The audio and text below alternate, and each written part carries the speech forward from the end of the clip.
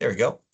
All right, so we're going to start off our 67th Avenue project briefing meeting. And a couple things we have, and we'll say it later, but just to draw folks' attention in the chat up above, you can, that's one way to um, one, if you could put in your name and address in there and contact information, it's one way we can identify who was at the meeting, but then also we can, keep, if you're interested in, project updates and so forth, we can pull contact information from this as well. And then we also do have, we can talk about this later, we can remind it later too, but there's um, another form, like a demographic type of form that if people like to would fill out, return to us, that would be appreciated too, but we'll post that in the chat as well. But let's kind of with that, we'll start just kind of going through the project and then we can kind of open up for questions and kind of show what we have going on. So you can see my screen here. I'll just kind of pan through the project just to orient. So we're starting here at the south end of the project at 40th. In looking at the plan, if you see the speckly kind of stuff is the concrete.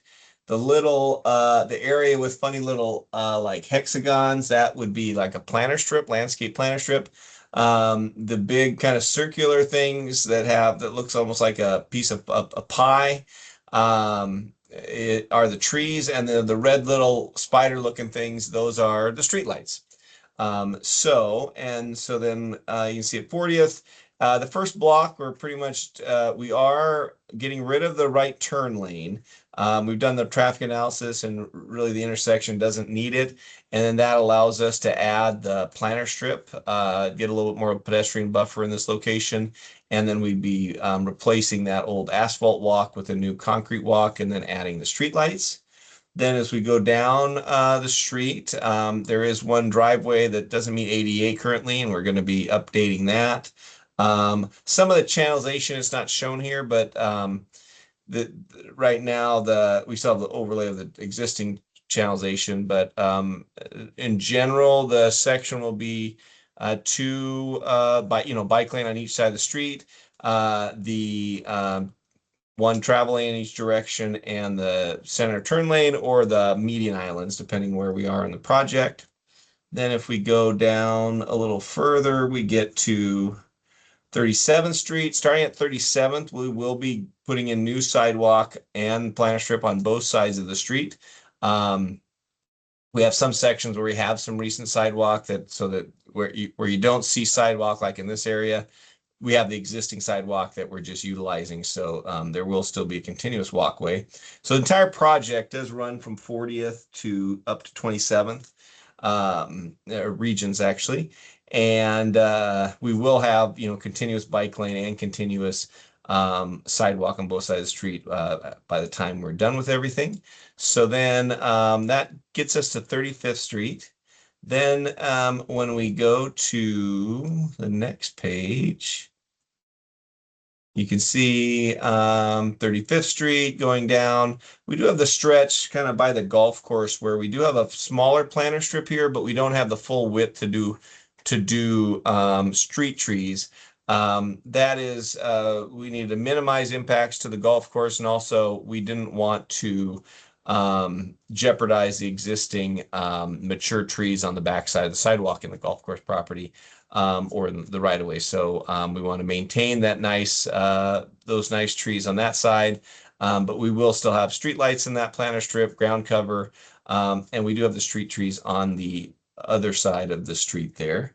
Let me zoom in just a little bit more so we can see that a little better. And then if you go down the street, you can see the planter strip goes in and out, or the sidewalk does go in and out, meanders in and out to minimize driveway impacts. We have some properties here that have pretty steep driveways. And so by moving it in or out, it does reduce the impacts to those properties. And then as we go all the way down, you can see as we continue down, when we get past the little 27th Street, we do get to have a nice wide planter strip on the south side of the street, where we have the much more room and has less impacts to the golf course. And then we do still maintain the meandering sidewalk on the other side of the street. And that brings us all the way up to 67th, where and 67th and Regents, where we basically connect into the previous improvements that we have for the project. That is the gist of it right now. We are anticipating going to we're waiting to get our final approval from the state. So this project is primarily funded through a federal grant, and the state does administer federal grants, so that we do need to get their approval. We hope to be out to advertising within the month, is our goal. And then it takes usually about a month after that to go from 1 to 2 months to go from going out to advertising to be able to open award and start construction. So, so probably about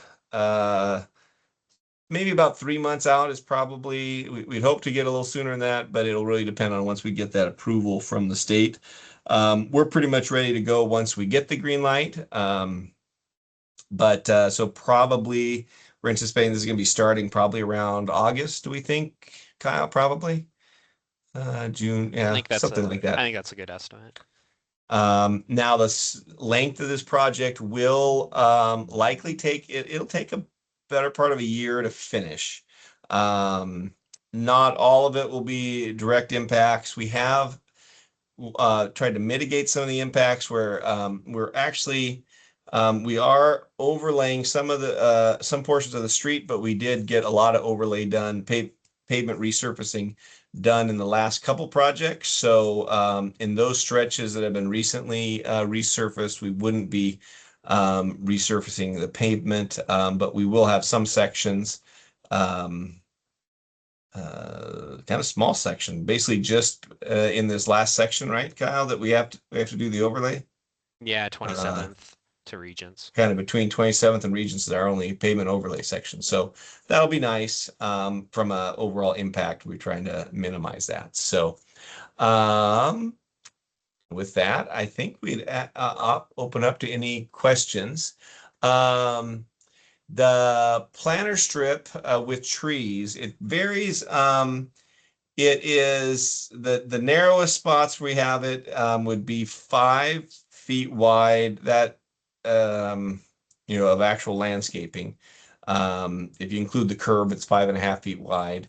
Where we have it down in this other area, it does have some segments that are 8 to even in the wider. There's a big wide section here, but between 8 and 10 feet wide in some of that wider section. But a majority of it is around 5 feet in general. What are the species, Kyle? Do you remember what we have spec'd out? Is it the I think right, nothing's set in stone. That could still change, but I think sticking with what was done on that previous phase of 67th to have some continuity going kind of up and down the street, which was the lindens? was the snow. I don't want to say it's a snowberry. Okay. Yeah, we could look at that real quick.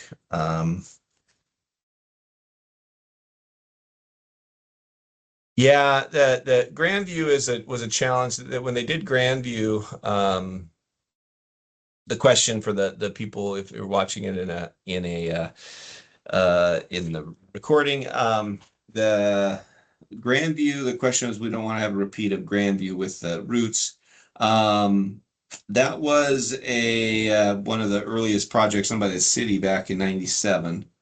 The species of tree was at the time considered to be a a good street tree, but since then we learned that species, that maple is not really a very good tree for a planter strip, and in much of Grandview was much narrower than 5-foot planters in the first place. We haven't really planted that type of maple for a long time. The species we do now, we do a lot of the lindens. We also do, we've done some of the snowberry like we did on 35th Street, and we'd have to check on this one, but we definitely choose street trees that are suited for the narrower strips that have the, if you look down like Mildred on the other side of this, which it may be better just to use that tree, Kyle. That's the linden.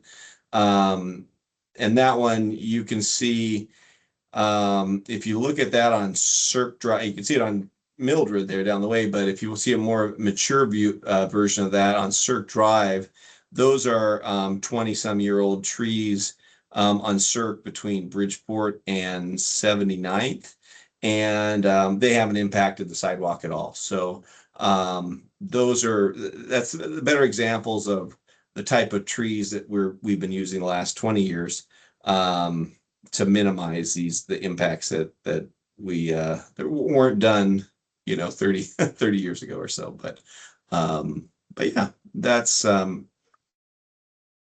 let's see. So, any other questions or anything else? Kyle, did you want to post that form or whatever, but on the chat? But we also can put it on the projects page. Yeah, unfortunately, it's not letting me attach or post anything. Oh, okay. Well then. But Yeah, we Asuka, can if you're send- interested in filling it out, I can email it to you. Yeah, I think that would be good. Just have the option to Title VI public involvement form. We are supposed to or required That's to what it is, offer people to fill it out. If you don't mind, Asuka, and just contact one of us. We will be happy to send you the PDF, and then you can fill it out and send it back to us.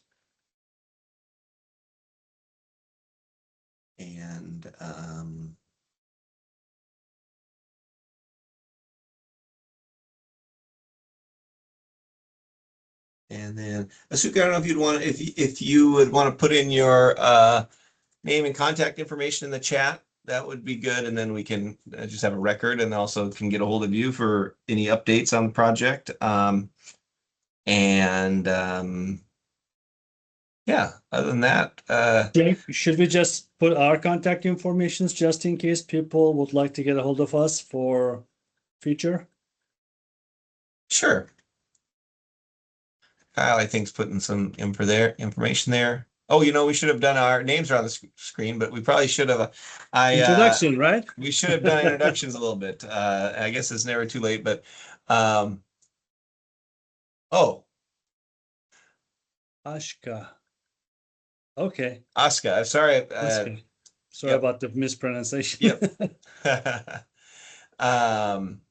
And then, by the way, I'm Jack Eklund. I'm the Director of Public Works. Nur, if you want to. I'm Nuri Avcılar. I'm the city engineer. I'm Kyle Maurin, Senior Project Engineer.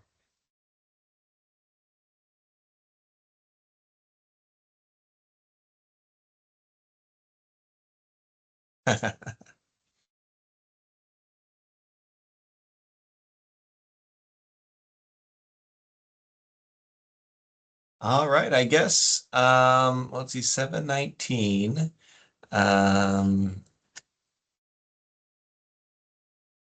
We can stay on if there's any other questions or not. Great, Askus, I see your contact. That's great. We'll put that in our project files, and then get you, if we have any distribution list or any information, we'll make sure to include you on the project.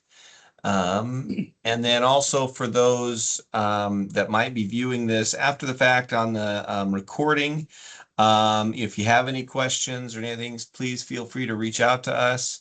Probably Kyle is probably the most responsive one of us to get a hold of. That's going to be the easiest, the quickest answer. And Kyle His email is kmauren, so KMAUREN at cityofUP.com.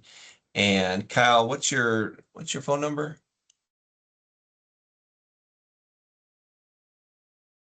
You're on mute.